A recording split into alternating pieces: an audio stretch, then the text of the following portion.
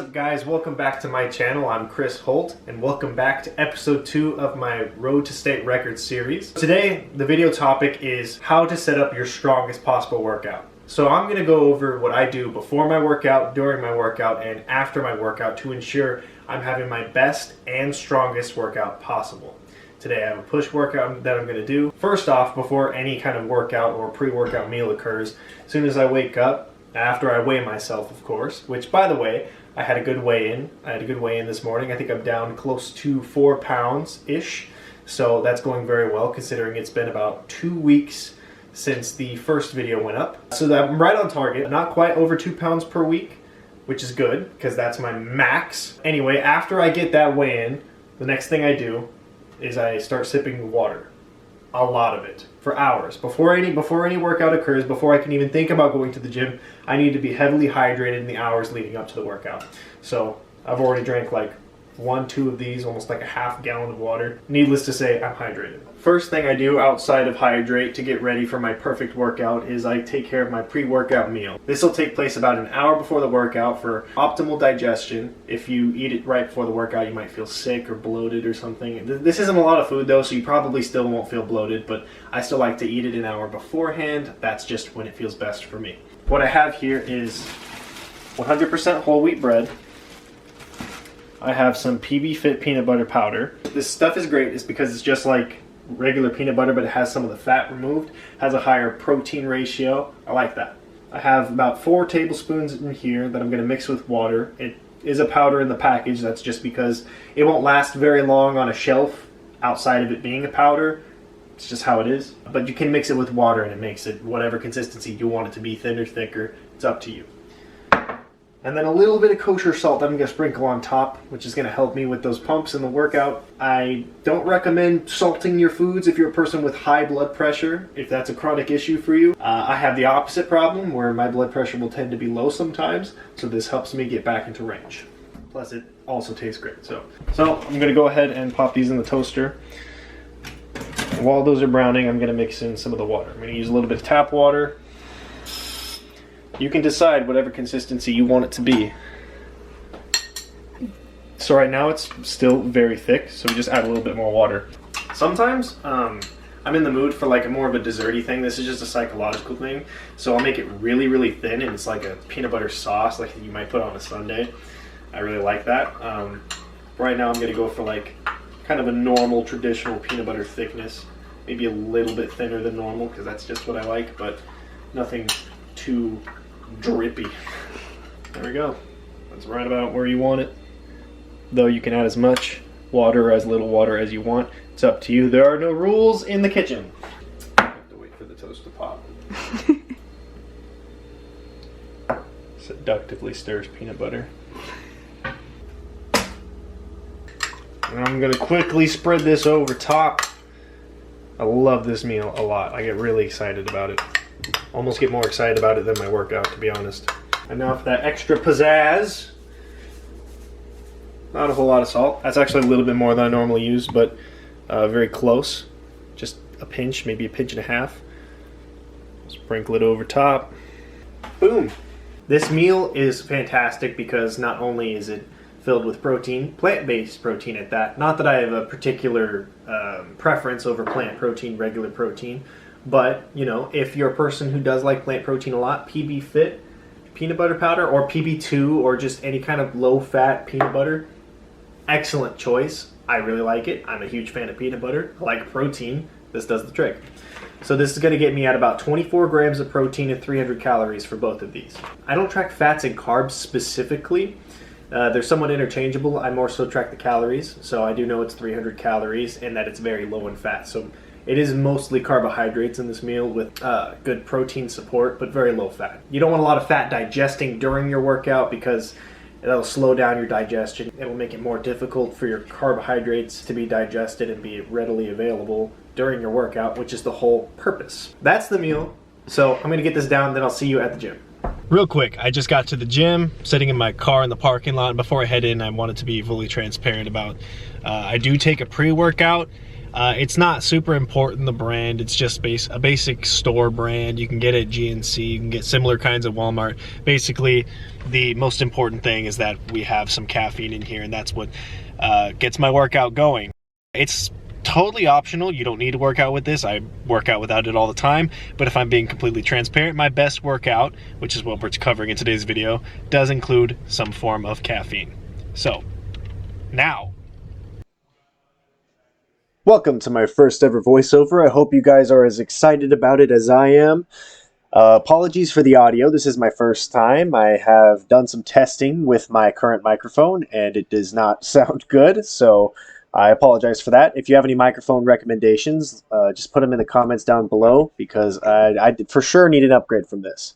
So this is a lightly edited workout footage. It's mostly raw footage. This is my first time really watching it back, so I'm kind of watching it with you here. So what I just did over there was a rotator cuff warm-up with those 5-pound plates.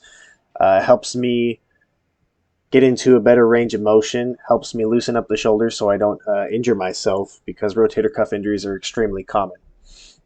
So during this workout, I was working out with my new buddy Austin that I met at the gym, and I decided to take him through my workout and film it with him.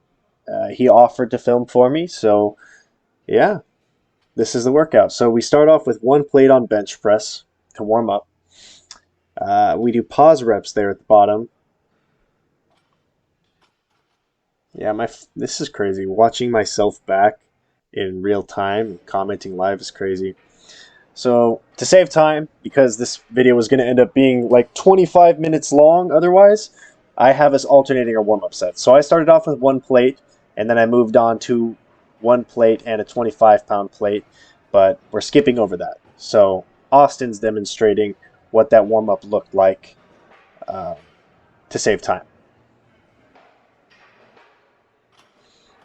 Easy. His YouTube channel. Oh yeah, baby. That guy's funny. So here we are with 225 pounds. You know, this is considered like really good weight for like most gym goers. Like a lot of gym bros want to be able to do this, and like, you know, we've just up and surpassed this. So powerlifting, I thought, was maybe a way to go for me, since I was so far past this. Look at me, I was feeling myself. Okay, so Austin's here pressing 275 for the final warm-up of this bench press series. Our goal is to work up to 295 pounds and pause rep those. Yeah, buddy. And here it is. Here's the 295 pounds. So my personal record at this point was 4 reps, meaning if I were to go for a 5th rep, I would die. So let's see. Do we get it? 3 and 4. Wow. I like that I decided to pretend like I didn't know. Like I'm not the one who did it. Just wanted to pretend like I didn't know. And here's Austin. He claims I bench more than him, but in reality, we have the exact same strength on bench press. Like, it's actually kind of nuts. I think maybe he just doesn't lift as heavy as I do most of the time, because I'm very strength focused, and I think he's just doing whatever programming he's doing, which might not be as strength focused. Here we are for the 2nd set. So we're going to go for 3 sets with this same weight, and then do a 4th back off set, which is where we'll drop the weight down, continue the form, but like at that point the central nervous system is going to be a bit overloaded. We want to back off, so at that point we'll drop the weight down quite a bit. Yeah, Austin is huge. Look at this guy. Just an absolute gorilla of a man. If you ever see in any of these shots when I get off the bench and I go and I say something to him, I'm looking up. I'm 6'2", and when I look at this guy, like, I feel like I'm looking straight up into the sky. He's a giant. Battle between 2 animal That guy's so funny. I don't know if you missed that or heard that, but he said this is like a battle between 2 anime characters. just kind of like an ongoing joke we had throughout this workout. But it was a lot of fun. So for my third set, I did also get 4. I got 4 for all 3 sets, which is kind of insane to me. That's a personal record. I've hit 4 reps before, but I've never hit 4 reps for all 3 sets. Although if you watch that one back, I might take that one away because my butt came off the bench. And for powerlifting, at a powerlifting meet, they'll give you a red flag if your butt ever comes off the bench. So that rep technically doesn't count, sadly. So I might have to give Austin the win on this workout. He might win this anime fight because his butt didn't leave the bench that I could see. Oh, no, it did. It did. Okay. See, that's what I was saying. We're the exact same. Okay. Look at that guy. He's huge, though. Massive. He dwarfs me. It's crazy. And this is the back off set, where we drop down to 245 pounds. Still pretty heavy, but definitely feels light at this point after you've been tossing around an extra 50 pounds. This feels pretty light in your hands. It's a good way to finish off the bench press series. And my butt came off the bench again there. And I failed. Yeah, so imagine if the 295 that I was doing came down to me and I just die. That's how that would happen. I had no spotter. I would have died. But luckily I racked it in time. So then after that we hit 2 sets. I'm not going to show both here, but we did 2 sets of very slightly inclined dumbbell inclined chest press. Is that what I would call it? That's what I'm calling it. All of that with 110 pounds. Pretty heavy. Still pausing it. Yeah, I don't go very deep on these because one time when I was coming down during this exercise with weight that was actually lighter than this, I felt like the entire left side of my left pec just like way overactivate, and it felt like it was going to tear, and for the next several weeks it was just way over engaging during my sets. So okay, so we've done 6 total sets, 4 sets of bench, 2 sets of incline press, and then there's 2 sets of chest exercises that are choice at that point. I always do those same 6 sets. And then I have 2 that I can do whatever I want. Austin wanted to do this machine that's a decline press. It's on these hoist machines, which are really weird. All these hoist machines, they're the ones in orange. All of them, or almost all of them that I've seen, whenever you press on them, or you do whatever on them, the whole machine moves, which is really cool, but also really weird. Definitely looks wonky in footage. But a good exercise, good lower chest activator. And then we'll move on to triceps. And this is an activator set, or at least that's what I call it. I don't know if anybody else does these, but it helps me on the heavier sets to do single arm cable extensions. Pretty lightweight, 50 pounds. That could be heavyweight for some people, but I'm just saying it's lightweight when I grabbed it. And then we grab, look at that, the whole stack. Look at this man. Just a stack of beef. And then there's me. But yeah, I'm doing the same thing, but like, it doesn't look as cool because I'm not made of beef. Anyway, we get 3 sets of these extensions, and then we do 3 sets of extensions with the rope there in Austin's hand. I don't do any skull crushers or any tricep exercises away from cables because it hurts my elbow, although they are definitely optimal. And this is how we finish off the chest and tricep workout. I do not like to train my shoulders in the same day. I think it's too much. I'm too tired at that point, so this is how we finish it off. Sometimes I'll do a little bit of cardio after, but in this case I chose not to. I decided to head home since we'd been there all day, and that's the workout. Alright, now that I'm back from the gym, the last thing I have to take care of is my post-workout protein to make sure I replenish those muscles I just absolutely destroyed in that session. So, what we have here is a shake that's already pre-mixed. Well, pre-mixed by myself. It wasn't pre-mixed before I grabbed it, I just pre-mixed it. All of these ingredients are in there, is what I'm saying. So what you need for this shake is about 1 cup or 8 ounces of this unsweet vanilla almond milk, and then about 4 to 6 ounces of water on top of that. I don't like to use all almond milk because that's just too rich for me. Honestly, like that's That's a lame problem. Like, you can add as much almond milk or as little almond milk as you want, all water. Like, it's up to you. That's just like how I choose to do it. And then I'll take 1 scoop of this chocolate swig protein. Very good, blends very nicely, very smooth protein. Whatever protein you use doesn't really matter. It's a low-calorie protein. That's what matters to me. And that it's smooth, it tastes good. That's a win. I also add 2 more tablespoons of PB Fit. Big fan of this stuff. This is the second time today I'm using it, before and after the workout. Good plant-based protein, like I already said. Then I'll add 3 packets of these low-calorie sweeteners. Whatever kind you want to use is up to you. You don't have to use it. I just like it. It sweetens it up, adds no additional calories, and it's not going to kill you, contrary to what some people believe.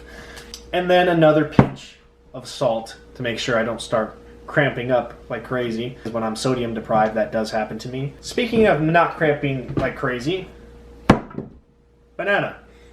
I also like to have not an oversized banana. Bananas that you find in the market are freaking huge nowadays. Like, they're massive. This is like the smallest banana I could find, and it's still like at least as long as my hand, if not longer, and I'm a big guy. So, like, yeah, I don't think that much banana is necessary. That's a lot of banana. A little banana goes a long way. Those kind of jokes aside, I like to get down this protein shake and this banana in conjunction right after my workout. So this protein shake is going to come down to 29 grams of protein and 210 calories. This banana is going to be 140 calories, totaling 30 grams of protein, 350 calories. Like, there's supposedly 1 gram of protein in the banana. Like, I tracked it for the heck of it, but like, it doesn't really matter. That's what I do to ensure my best possible post-workout shake, routine, meal, whatever all of this stuff is. So that's going to conclude this video. Thank you for watching. This is how you ensure your best possible workout and workout recovery. If you're not already subscribed, make sure to subscribe to the channel so you can continue seeing more of my videos. I plan on uploading hopefully weekly. The only reason I didn't upload this last week was because I definitely corrupted half of my footage and had to redo it a week later. But it's up now, so stay tuned for part 3 of the Road to State Record series. And I'll see you guys next time. That's going to conclude this workout. What? I'm very glad I got to work out with my buddy Austin. Yeah.